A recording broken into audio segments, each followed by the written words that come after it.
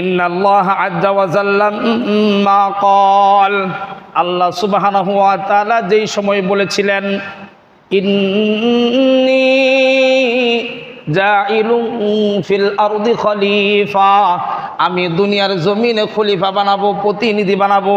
তো আল্লাহ তাআলা ফেরেশতাদেরকে যখন বললেন, ওরে ফেরেশতাদের দল, আমি মাওলা পাক রব্বুল আলামিন দুনিয়ার জমিনে খলিফা বানাইবো।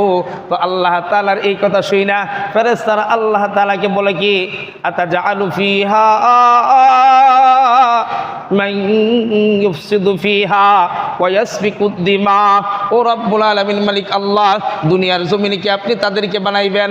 ওরা তো দুনিয়ার জমিনের মাঝে যাইয়া মারামারি করবে, কাটাকাটি করবে, হানাহানি করবে, হিংসা বিদ্বেষ করবে, রক্তপাত ঘটাইবে, খুন খারাপি করবে, কত ধরনের ফ্যাসাদ তৈরি করবে।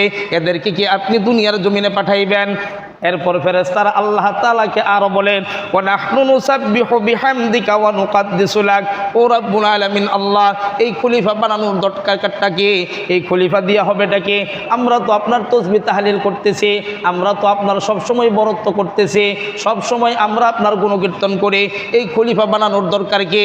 তো এই যে আল্লাহ তাআলাকে ফেরেশতারা এমন মন্তব্য করলেন, ফেরেশতাদের এমন মন্তব্য শুইনা ফাগাদিবা আলাইহিম, আল্লাহ তাআলা ফেরেশতাদের প্রতি রাগান্বিত হয়ে গেছে। তো আল্লাহ তাআলা রাগান্বিত হয়ে গেছে। এই দৃশ্য দেখা ফেরেশতাদের দল ভয় পেয়ে গেছে যে আল্লাহ আমাদের উপর রাগ করছে, আরে না জানি এখন আমাদের কি অবস্থা হয়। আরে সুবহানাল্লাহ, তখন ফেরেশতারা আল্লাহ সুবহানাহু ওয়া তাআলার কাছে আশ্রয় প্রার্থনা করে। বলে আশ্রয় প্রার্থনা কেমনে করে?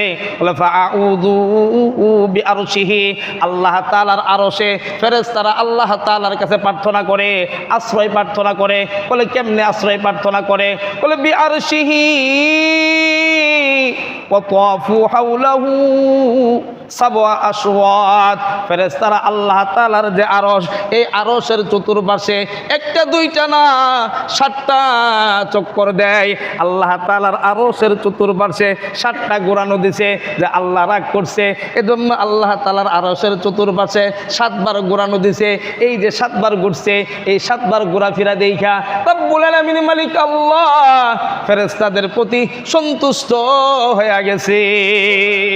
তো ফেরেশতাদের প্রতি যে সন্তুষ্ট হয়েছে, এই সন্তুষ্ট হওয়ার পর এইবার রব্বুল আলামিন মালিক আল্লাহ তাআলা ফেরেশতাদেরকে উদ্দেশ্য করে বলে, ইবনুলি বাইতান ফিল আরদি, ও আমার ফেরেশতাদের দল, যাও যাও যাও, দুনিয়ার জমিনে যাইয়া তোমরা আমার জন্য একটা ঘর বানাও। সুবহানাল্লাহ, জোরে কোন। দুনিয়ার জমিনে যাইয়া আমার জন্য একটা ঘর বানাও। বলে ওই ঘর দিয়া কি হবে জানো নাকি?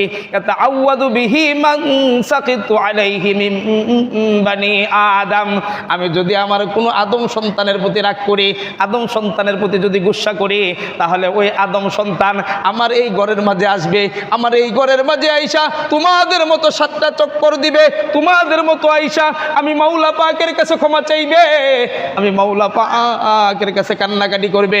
তোমাদের প্রতি যেমন কইরা আমি মাওলা পাক সন্তুষ্ট হয়ে গেলাম, আমার আদম সন্তান যখন আমার ঘর বাইতুল্লাহর মাঝে আসবে, বাইতুল্লাহর মাঝে আইসা যখন তওয়াফ করবে, বাইতুল্লাহর মাঝে আইসা যখন তারা নামাজ পড়বে, বাইতুল্লাহ আইসা যখন রুকু সাজদা দিবে, বাইতুল্লাহ আইসা যখন কান্নাকাটি করবে, তখন আমি মাওলা পাক রব্বুল আলামিন আমার ওই বান্দাদের প্রতি, ওই আদম সন্তানদের প্রতিও তোমাদের মতো খুশি হয়ে যাব। এইভাবে আল্লাহ সুবহানাহু ওয়া তাআলা ফেরেশতাদেরকে আদেশ দিলেন যে যাও দুনিয়ার জমিনে গিয়ে তোমরা একটা ঘর বানাও। তো আল্লাহ তাআলার এই আদেশের পরিপ্রেক্ষিতে ফেরেশতারা দুনিয়ার জমিনে চলে আসলেন এবং আসমানের যে বাইতুল মামুর, ওই বাইতুল মামুরের আকৃতিতে দুনিয়ার জমিনের মাঝে কাবা ঘর নির্মাণ করলেন। জোরে সোরে কোন সুবহানাল্লাহ।